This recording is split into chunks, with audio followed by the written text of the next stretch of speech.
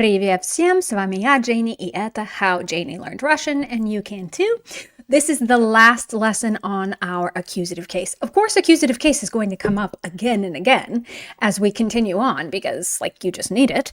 But today we are finishing out the chapter. So consider today your listening and your speaking exam. Okay, so we're going to first start off by asking some questions to my mystery historical figure from Russian history.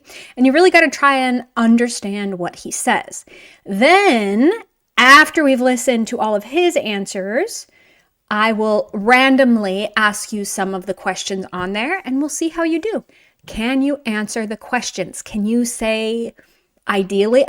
Bare minimum is 1 sentence. Ideal is 3 or 4 on the topic.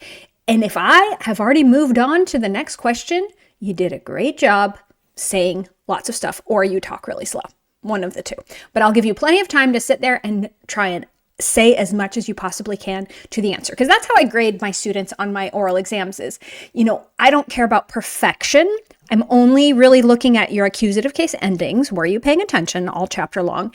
And 2, are you really trying to use your vocabulary and say as much as you possibly can? Okay, so let's go ahead and start on our lesson today. Of course. Okay. So no Moscow trip would be complete with a trip to the Leninsky Mavzolei, right? Надо пойти в Mavzolei Lenina. I got to do this my first time in Moscow, my first time on Red Square in fall of 2003. And I just remember that it was you had to wait in line, you couldn't take cameras, we had to leave a bunch of stuff with our friends who weren't going in. There was all sorts of security and rules of things you couldn't take in.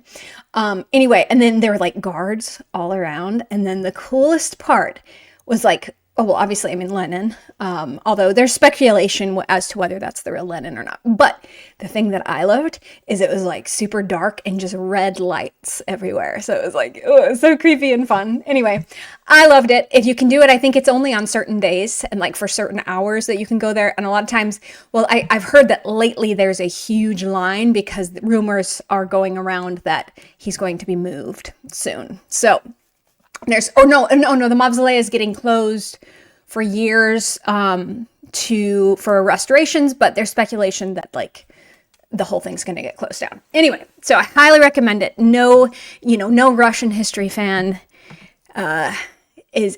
can say they are a true Russian history fan if they go to Moscow and they don't go see Lenin. Okay, anyway. So вот такие дела. Okay, so now we are going to talk to my imaginary friend. Again, if you know who it is, you can, I will delete comments about it because I don't want to give it away. I want it to be a mystery and I want people to be who loved corn? I want them going around kind of trying to figure out who this person could possibly be. But you are free to email me and I will congratulate you if you know who it is. A lot of people have already guessed it and I just delete their comments because I don't want them ruining it for everybody else. Anyway, okay, so we will go through, remember the list of questions that are at the end of every chapter. I'm going to be asking my mystery friend those exact same questions. And remember, this first section is you just listening. How much of what he says do you understand? So, okay, so let's go ahead and get started. Also, and actually, if you remember at the beginning of every unit, I give you a preview of what will be covered in the chapter, and I go through and give my answers to all of these questions. So I kind of use them as a way for you to be okay, how much this is what you're going to be learning this chapter. And if you feel overwhelmed at the beginning of the chapter, ideally you feel less overwhelmed by the end of the chapter and you feel, you understand a lot more by the end of the chapter. So, okay, вот такие дела. Let's go ask my mystery person some questions. Хорошо. Okay. Скажите, пожалуйста, какие книги вы обычно читаете? Я читаю политические книги. Читаю Ленина, книги о партии и о работе. Иногда читаю русскую литературу. Люблю только полезные книги. Окей. Следующий вопрос. Какие предметы вы изучали в университете? И какие предметы вы любили или не любили? Я не учился в университете. Я учился работать на заводе и в партии. Я любил практику, не любил пустые разговоры. Хорошо. Скажите, пожалуйста, куда вы бы хотели поехать и почему? Я ездил и в США, и в Европу, чтобы показать, Советский Союз – самая великая страна. А если честно, люблю бывать в деревне, смотреть на кукурузу. Хорошо. Следующий вопрос. Что вы любите и что вы любите делать? Я люблю работать.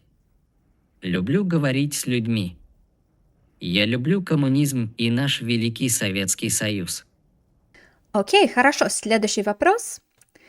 Какую кухню вы любите готовить? Я люблю простую еду. Русскую и украинскую кухню. Борщ, картошку, кашу. Я редко готовлю сам. Хорошо. Вопрос номер 6. В какие дни вы работаете? Я работаю каждый день. У меня почти нет выходных. Хорошо. Следующий вопрос. Как вы думаете, что надо видеть в вашем городе? Куда надо пойти?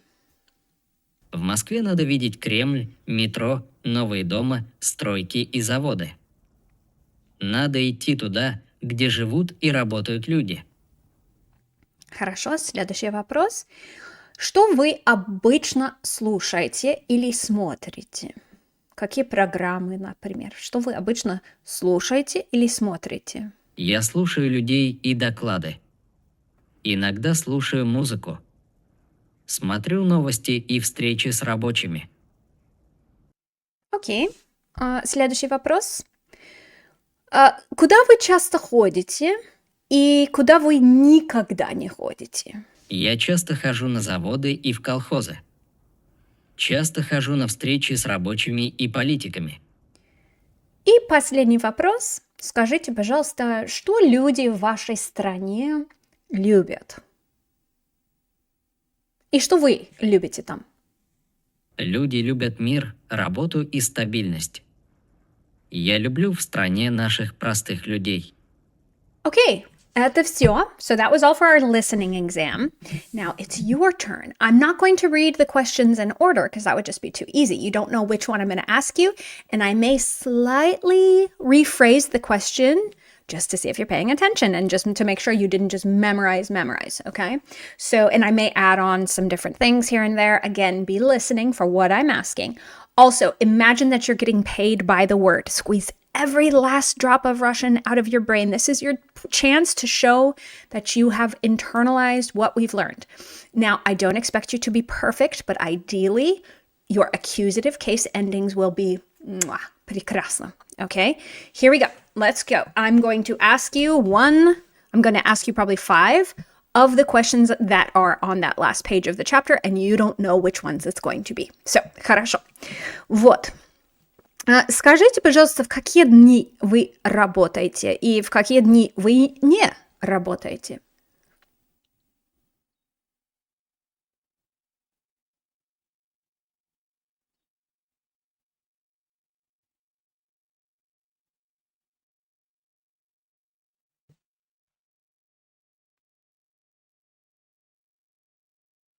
Окей, хорошо. Вот, еще один вопрос на эту тему. В какой день вы очень заняты? В какой день вы очень заняты? Вот у вас много дел, много работы.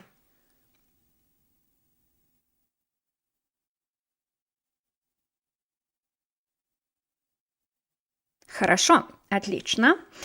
Как вы думаете, что надо видеть в вашем городе? Куда абсолютно надо идти?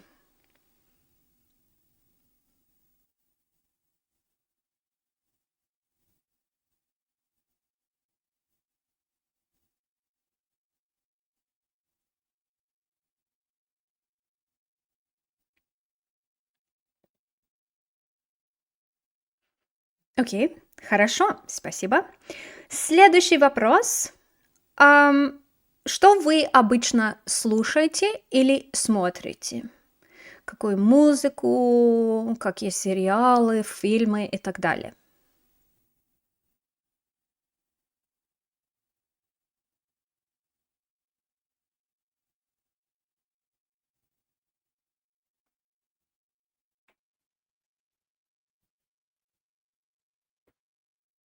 Отлично, спасибо. Следующий вопрос. Куда вы бы хотели поехать и почему?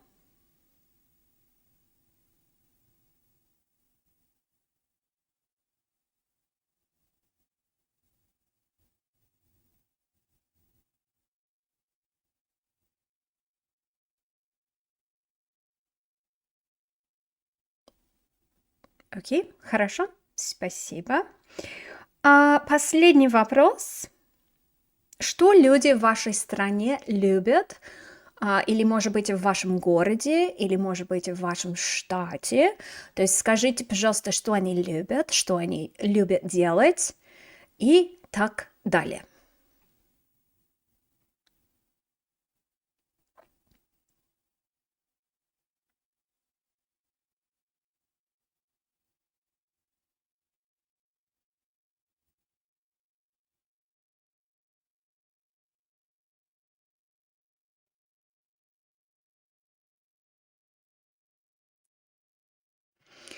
Хорошо, это все на наш устный экзамен. So, did I end up interrupting you? Because remember, if I ended up interrupting you, that's a good sign. That means you were just talking. And that is what we want to happen in Russian. Also, I highly recommend doing this and recording yourself, not necessarily video, but just audio. And then, because a lot of times in the moment, we just talk, and we totally forget everything we just learned about grammar. So that's why recording ourselves allows us to go back and to notice our mistakes and be like, oh, darn, like I knew that, you know what I mean? And so a lot of times when I'm doing my устный экзамен, when I'm doing my oral exams with my students, I kind of show them, oh, you said я работаю на понедельник. Do you see any problem with that? And then if they recognize their problem, and they're like, oh, damn, Bart, dar, you know, and they're like, oh, I should have said в понедельник. And then I'm like, good. So I see it was just you got carried away in the moment and you totally forgot. So all I want to see here is that like you have in fact internalized everything we've covered on accusative case. Again, you can go through this unit as many times as you need to, but you got to first recognize where your mistakes lie and really focus on cleaning things up and buckle down and improve your grammar as much as you can. Also, leave in your comments, were there any of these questions that you really struggled with?